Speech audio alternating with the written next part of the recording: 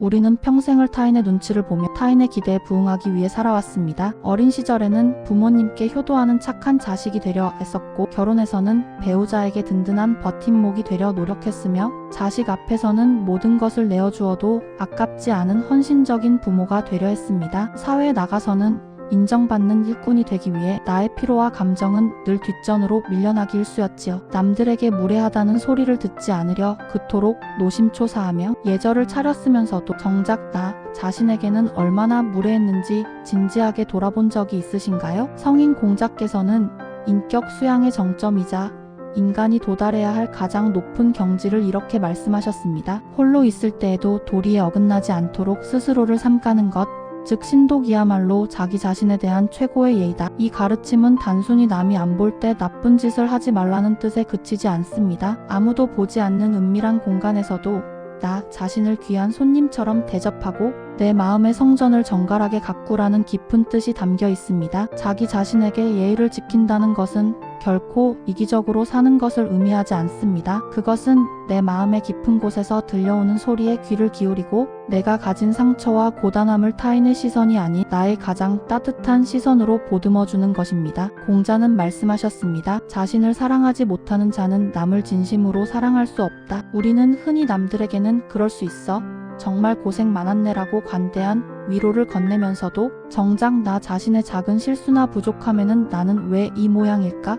그때 그러지 말았어야 했는데라며 혹독한 채찍질을 가하곤 합니다. 이것은 나라는 세상에 단 하나뿐인 귀한 인격체에 대해 저지르는 가장 가슴 아픈 신뢰이자 무례함입니다. 평생 가족을 위해 모든 것을 쏟아부었지만 정작 노년의 문턱에서 깊은 우울감에 빠지셨던 한 어르신의 이야기가 떠오릅니다. 그분은 평생 본인을 위해 새 옷 한 벌 사본 적이 없으셨습니다. 맛있는 음식이 생겨도 늘 자식의 입에 먼저 넣어주었고, 남편의 뒷바라지를 위해 자신의 취미나 꿈은 사치라 여기며 지우고 사셨습니다. 그것이 어머니로서, 아내로서 마땅히 지켜야 할 최고의 미덕이라 믿으셨죠. 하지만 자식들이 모두 독립하고 집안의 정막이 찾아왔을 때 어르신은 형용할 수 없는 허무함에 무너져 내리셨습니다. 나는 도대체 누구를 위해 살았나? 내 이름 석자는 어디로 갔나 하는 질문에 아무런 답도 찾지 못하셨던 겁니다. 그분은 타인에게는 성인군자 같은 예의를 다했지만 정작 자기 자신이라는 가장 귀하고 소중한 손님은 단 한 번도 대접하지 않은 채 차가운 골방에 방치해 두었던 것입니다. 공자는 자신을 귀하게 여기는 법을 배워야 비로소 삶의 품격이 완성된다고 보았습니다. 이제는 거울 속에 비친 주름진 얼굴을 미워하거나 세월을 탓하지 마십시오. 그 주름 하나하나에는 당신이 거친 풍파를 견디며 가족을 지켜낸 숭고한 훈장이 새겨져 있습니다. 이만하면 참 잘 살았다.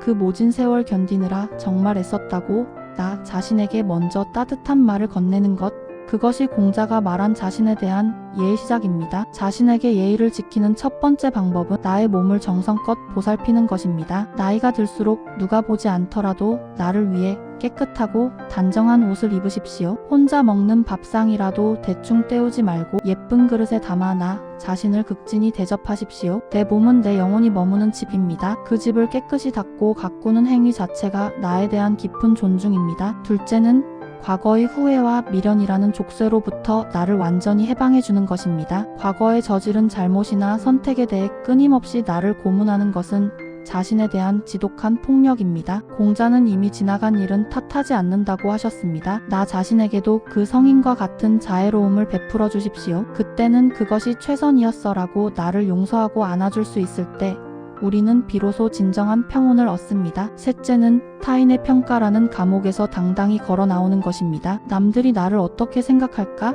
자식들이 나를 무시하지는 않을까라는 걱정 때문에 내가 진정으로 원하는 삶을 포기하지 마십시오. 나이듦이 주는 가장 큰 선물은 비로소 타인의 시선에서 자유로워져 오로지 나의 내면과 마주할 수 있다는 점입니다. 내가 즐거운 일, 내 마음이 고요해지는 취미를 찾는 것이 곧 나 자신에 대한 최고의 예우입니다. 여러분, 인생이라는 긴 여정의 시작부터 마지막 숨을 내뱉는 순간까지 당신 곁을 한결같이 지켜줄 유일한 동반자는 바로 당신 자신입니다. 그 동반자를 외롭게 만들고 구박하며 걷는 길이 어찌 행복할 수 있겠습니까? 이제 타인에게 향해 있던 그 예절의 안테나를 당신의 내면으로 돌리십시오. 내가 나를 귀하게 여겨야 세상도 나를 귀하게 여깁니다. 내가 나를 대접해야 남들도 나를 대접하는 법입니다. 그동안 참으로 모진 세월 잘 버텨오셨습니다. 남들 뒷바라지하느라 세상 풍파 막아내느라 당신의 가슴은 이미 만신창이가 되었을지도 모릅니다. 하지만 늦지 않았습니다. 오늘부터라도 당신 자신을